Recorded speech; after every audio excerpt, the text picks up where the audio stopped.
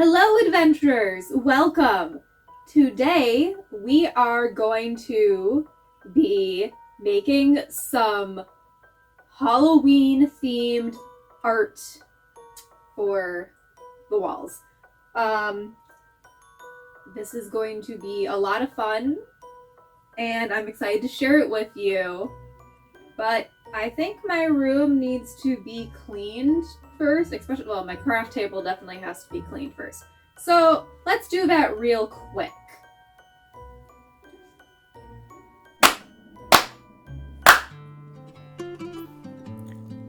Hello! As you can obviously see, this is not the same room as you were just seeing me in. Andy, darling, I'm going to ask you not to attack my feet while I'm doing this, okay?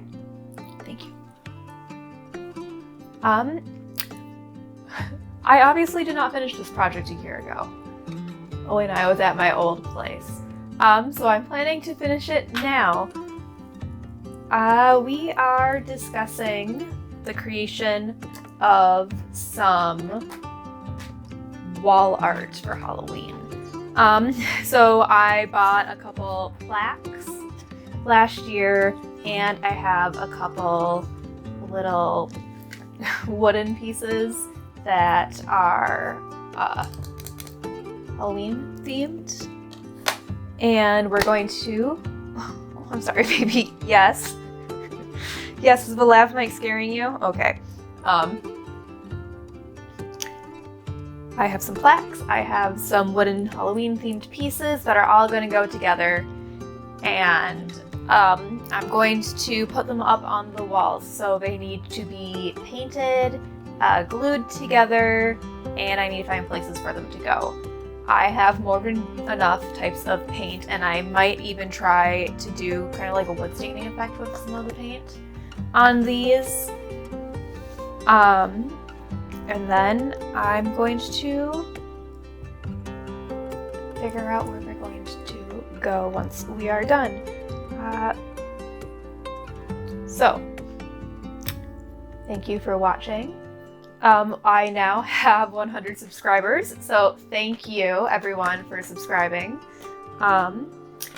And let's get started. Yeah, you want to start? You want to start? Okay. To begin with, I went looking for my paints. I am still trying to figure out the layout for my dresser. I redid where things are in my craft dresser, and I put the paints on the bottom where they should have been from the beginning.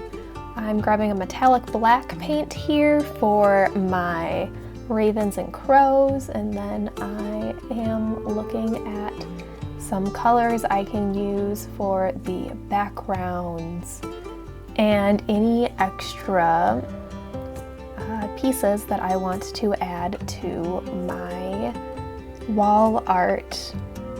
I had an idea for one of the pieces that I wanted to do kind of a wood staining effect, and the other one I was going to do more of like a scene.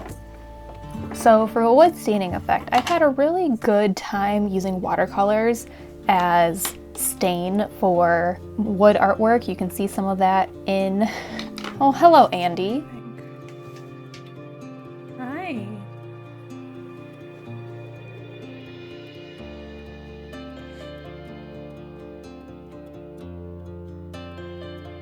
What are you doing? Are you happy you've been fed? What's all this stuff doing in your play area, huh? So I am using crimson red here. And essentially what I'm going to do is I'm going to add water to it. And I probably could have used more water, but oh well. I'm gonna mix it all together. Then I'm going to brush the mixture onto my wood block.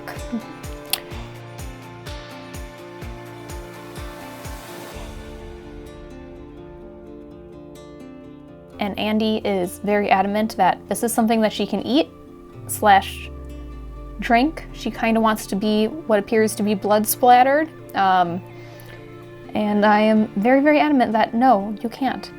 This is what the first coat looks like. I wanted it to kind of look like blood, and I succeeded. Now we are doing the ravens and crows in the metallic while we let the base dry.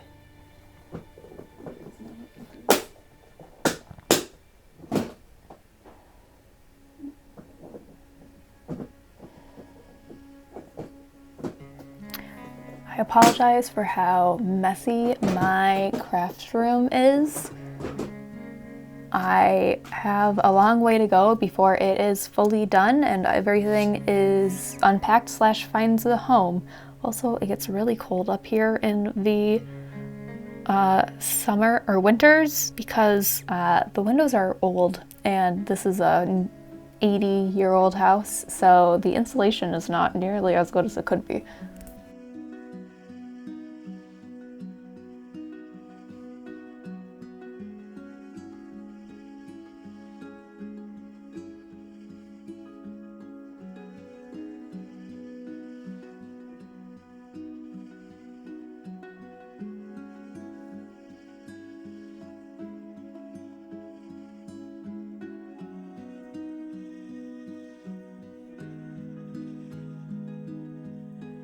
Now that the metallic paint is done, I'm moving on to my second board. I kind of have a layout design that I'm thinking, and I didn't know if this was going to work or not because of how goopy this paint is. I wanted to do an ombre effect here. Oh, this paint is so thick and goopy. Probably like 3 or 4 or 5 years old, but it works.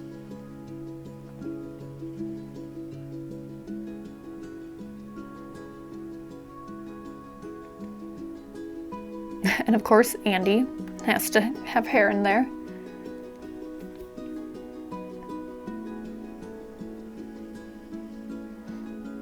That's definitely not gonna work. Time for a new brush. So I was thinking when I did this that I wanted it to look like a sky that was slipping either into twilight or early dawn. So we got the dark blue and we've got this purple here that I was going to blend together. I had never done this before, so I was very much in the middle of trust the process. Trust the process and everything will turn out okay. It doesn't have to be perfect, you just need to trust the process. So that's what I did.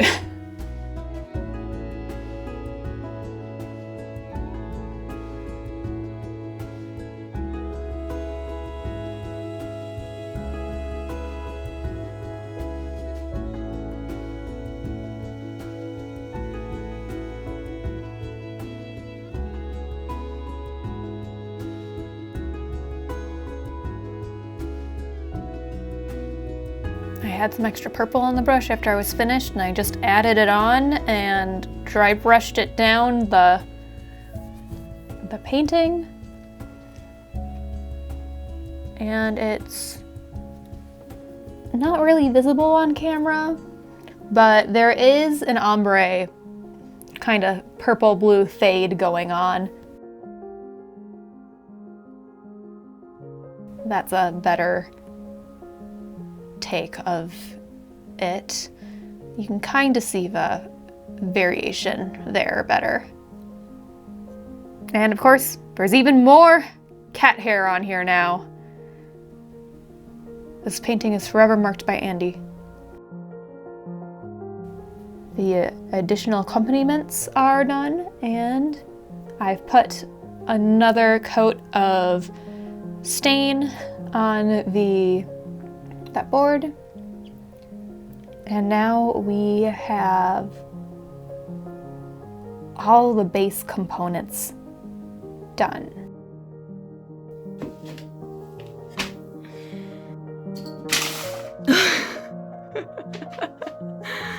Okay. Do you feel proud of yourself, Andy?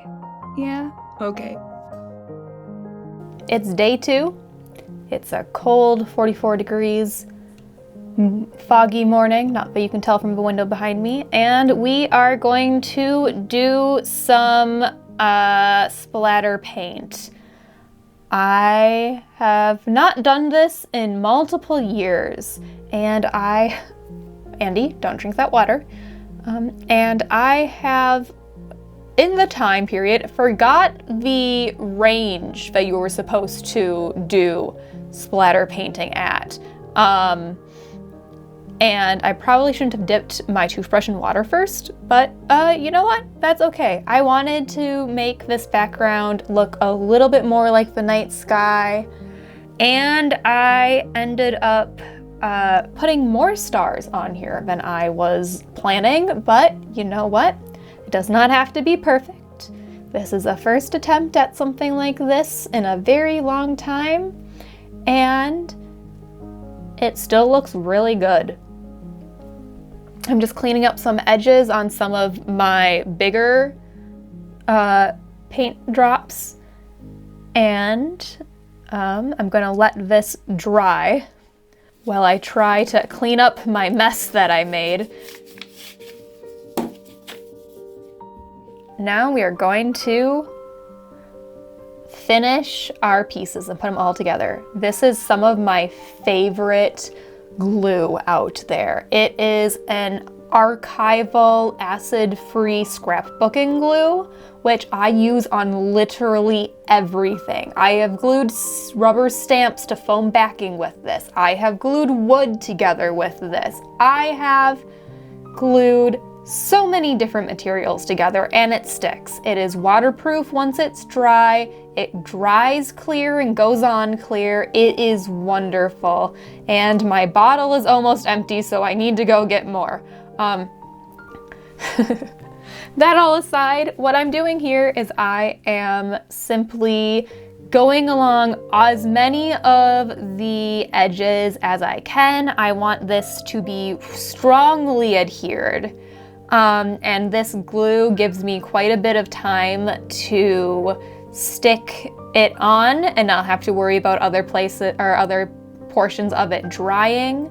The big issue here when I'm doing this is making sure that Andy doesn't try and lick it or get her nose or fur in it. As you can see, I have succeeded only because she decided that she didn't like the smell. Now that I've got as much of it glued up and got any excess Andy fuzz out of the way, we're going to put this on. I did not mark down a center point on this the back of this. I probably should have, because I don't know if I got this in the very center. I eyeballed this. I put some pressure on to make sure that all the glue kind of melded between the two, and then I stuck my stack of it's like a 4-inch stack of scrapbooking paper over the top. It's been a couple of hours. I was out enjoying stuff, and this one is done, or as done as it will be at the moment. Now for our second one. The top portion of this has the purple on it, and I like how it kind of makes a Milky Way kind of flow around our raven here. Setting up my pieces where I want them, and now we are going to do the exact same thing again. This time, trying to make sure that Andy does not get her nose in it. We'll see if that works.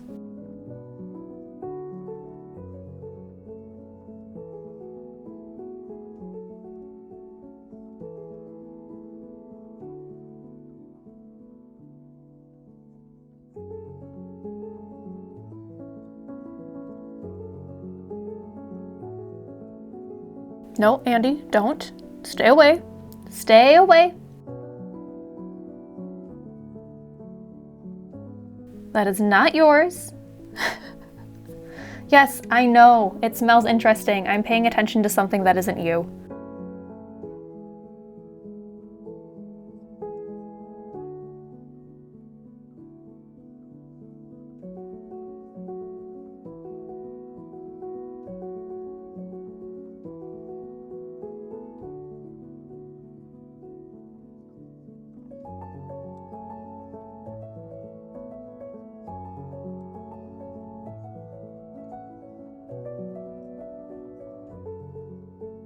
All right, now that that is all glued up, gotta move Video Assistant and Drama Key's tail so that it doesn't get glued down to anything.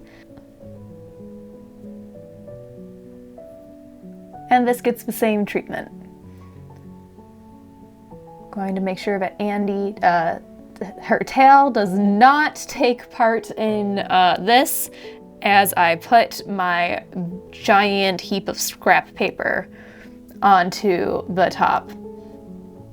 It's been an hour. Again, I was out on a drive looking at the fall foliage, and during that time this dried.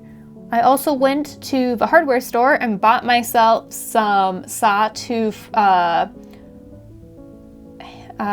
picture hangers, and I'm trying very hard to put them together.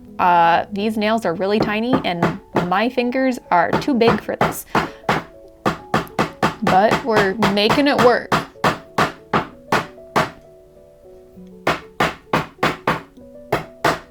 No, I did not measure the center on these either. That's probably a mistake on my part again, but you know what? It is what it is.